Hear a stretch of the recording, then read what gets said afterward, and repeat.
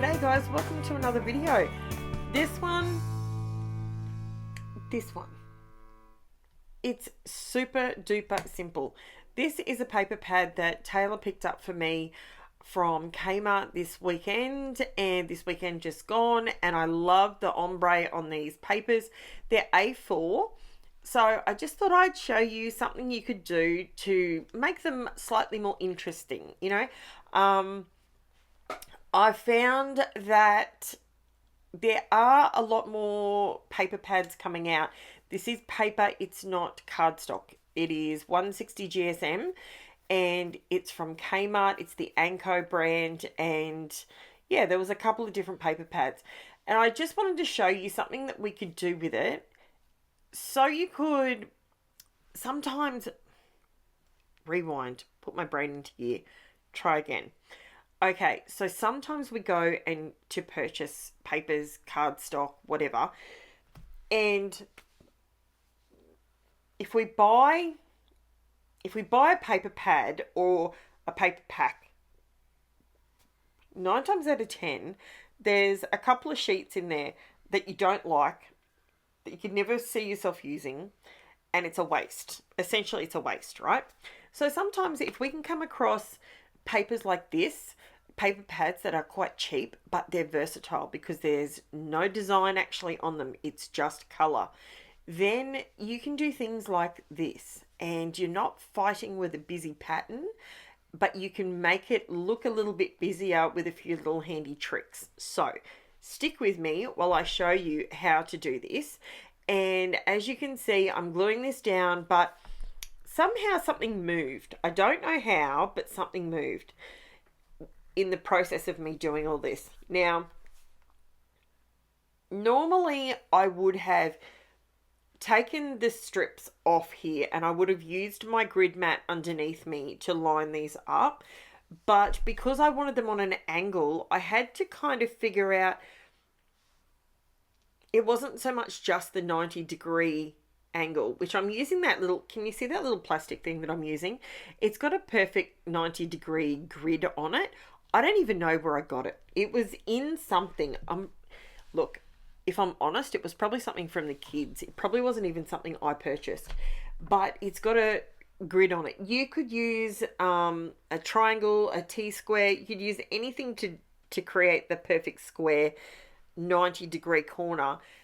But what I wanted to do, and you can see here, I didn't want my edges of these strips to be perfectly lined up, because I wanted them to sort of hang over the edge of my actual layout.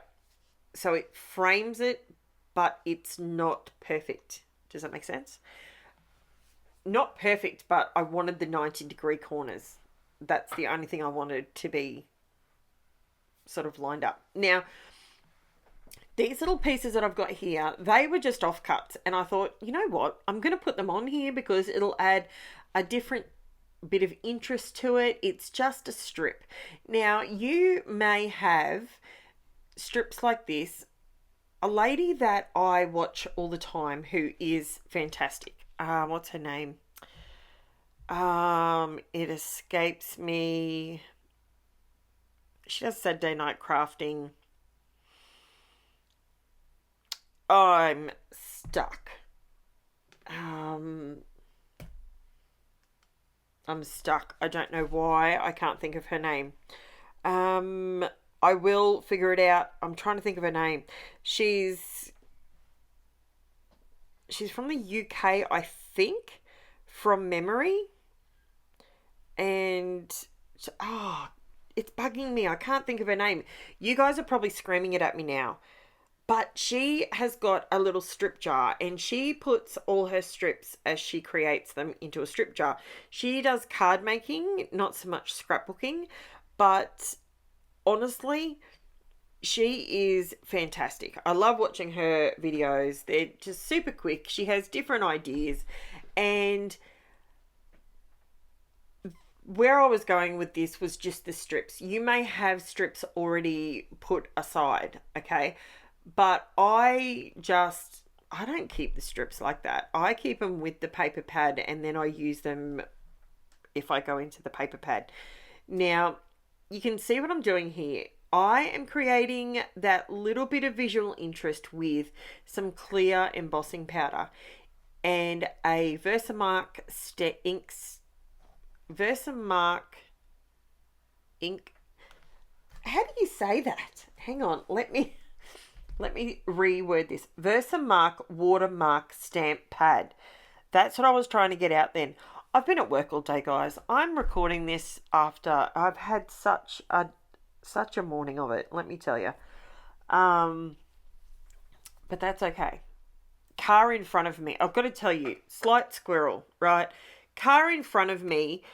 I was driving up to Mount Me, where one of my clients lives, and the car in front of me hit a kangaroo. And if you're an Aussie, you know what kangaroo, like, you know what that scenario looks like. So I was thrown off a little bit, and my whole day, has been skewed because of that one incident. And yeah, everyone was okay. Obviously, the kangaroo was not, but yes, it was very trying. It was one of those moments. So it's really thrown me off for the day. I've got to tell you, and everything that I try and process today, I think it's, when it's shocking. You're not in shock, but it's a shocking thing to see. I have to be honest with you, I'm so glad their car was in front of mine, because they had a much bigger vehicle than I did, and this roo was not small. It was a big one, and they weren't going too fast. It was in a 60k zone. But yeah, it was confronting, let's just say, confronting. So that's why my words aren't joining together very well. And I'm doing 3 or 4 voiceovers in a row this afternoon so that I can get things rolling for you guys. So just letting you know, that's where my brain's been at today. It's been a moment. Oh my goodness. That's okay. Now, back to reality for a second. So I pulled out my distress watercolor pencils, and I figured I would use this is a VICKI BOUTIN stamp set, and it is called Wish. If I look on the right part, Warm Wishes.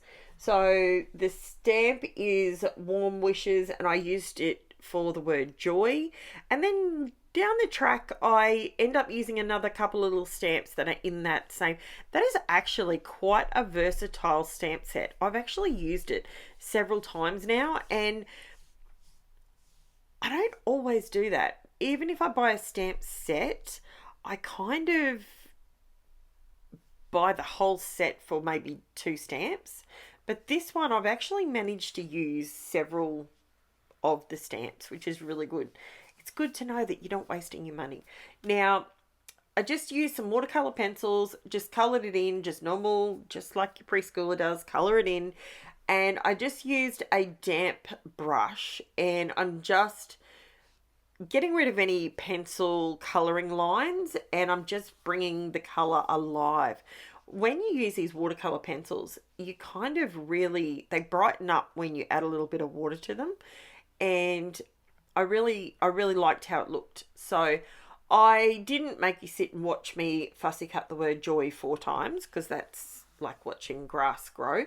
So as you can see, I think it looks really cute. I think it came together like that. I thought it looked nice. Now, at the moment, you can't really see all the embossing, okay? In real life, you can.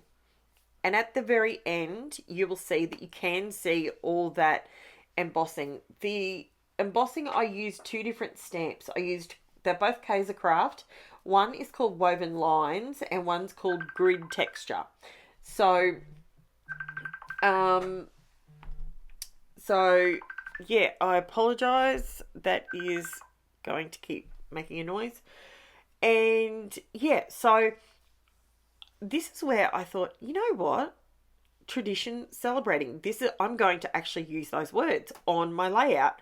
So I actually got up and walked away from the layout and came back to it because I was kind of polarized with the colors. It sort of, I struggled a little bit to think where I was going to go with this.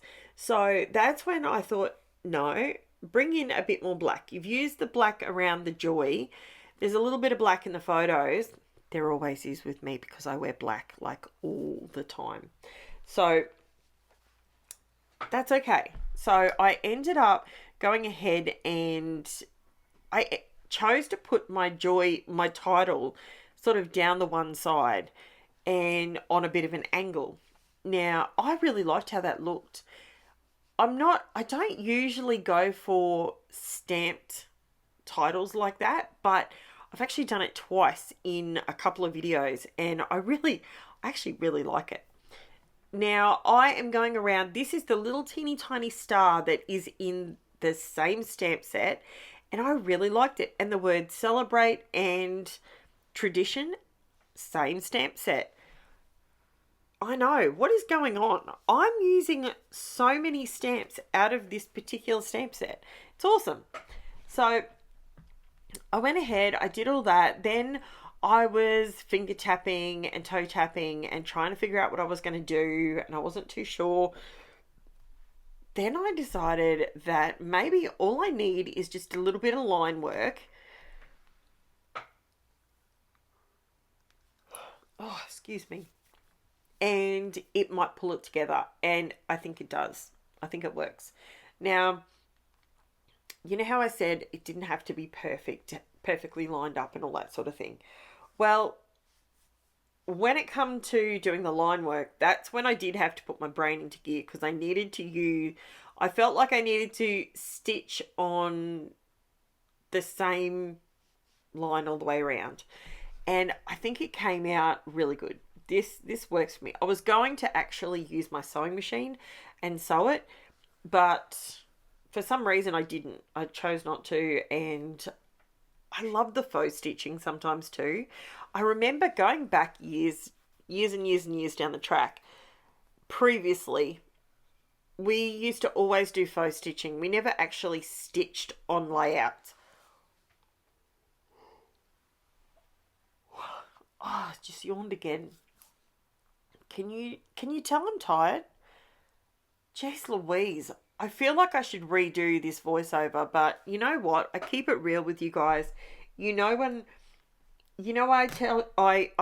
warts and all. I'm not retake Karen until it's perfect and well polished. And if you're here expecting perfection and well polished videos,